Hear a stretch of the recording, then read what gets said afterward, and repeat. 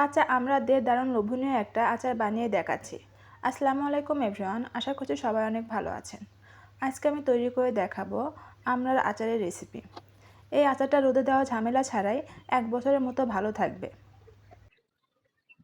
আচার বানানোর জন্য এখানে আমি 1 কেজি আমড়া নিয়েছি। আমড়াটাকে আগে থেকে ধুয়ে পরিষ্কার করে নিয়েছি। এখন একটি বটির সাহায্যে আমড়ার খোসাগুলো ছাড়িয়ে নেব। দেখতেই পাচ্ছেন আমার আমড়ার খোসাগুলো ছাড়ানো হয়ে গেছে।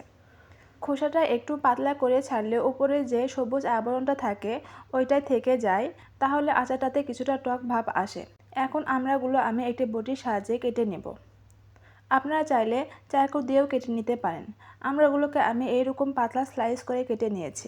আপনারা চাইলে আপনাদের পছন্দ মতো স্লাইস করে কেটে নিতে পারেন।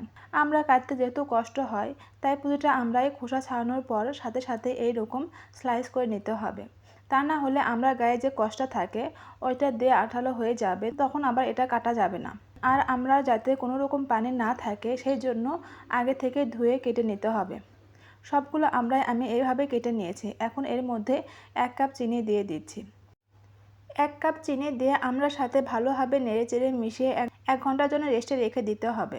ভালো করে চিনিটা সবগুলো আমড়ার সাথে লাগিয়ে নিলাম। এই পর্যায়ে ঢেকে রেখে দিচ্ছি 1 ঘন্টার জন্য। এখন আচারের জন্য একটা গুঁড়া মশলা বানিয়ে নিচ্ছি।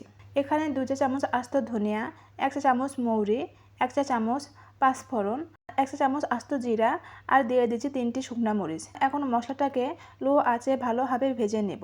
মশলাগুলো ভেজে নেওয়া হয়ে গেলে এখন গুঁড়ো করে নেব। 1 ঘন্টা পর দেখা যাবে যে চিনি থেকে অনেকটাই পানি ছাড়ছে। আর আচার বানানোর জন্য এখন আমড়াগুলো রেডি হয়ে গেছে। দেখতেই পাচ্ছেন চিনিটা পুরোপুরি গলে কতটা পানি এসেছে। এই আচারে আর কোনো রকম পানি দিতে হবে না।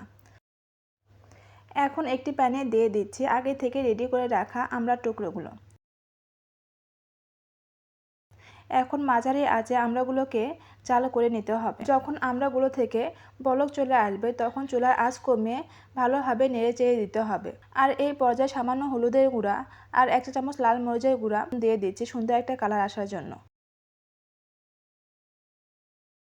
এই পর্যায়ে চুলার আঁচটা লো হিটে রেখে আমড়াগুলো সিদ্ধ করে নিতে হবে।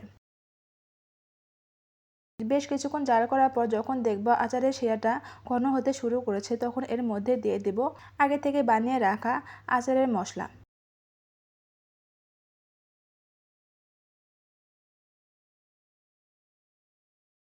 মশলাটা দিয়ে ভালোভাবে নেড়ে চেড়ে মিশিয়ে নিব।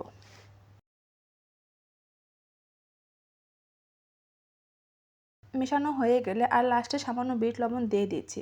বিট লবণ দেওয়ার কারণে টেস্টটা অনেক ভালো আসে। বিট লবণ দিয়ে আবারও ভালোভাবে নেড়েচেড়ে মিশিয়ে নেব।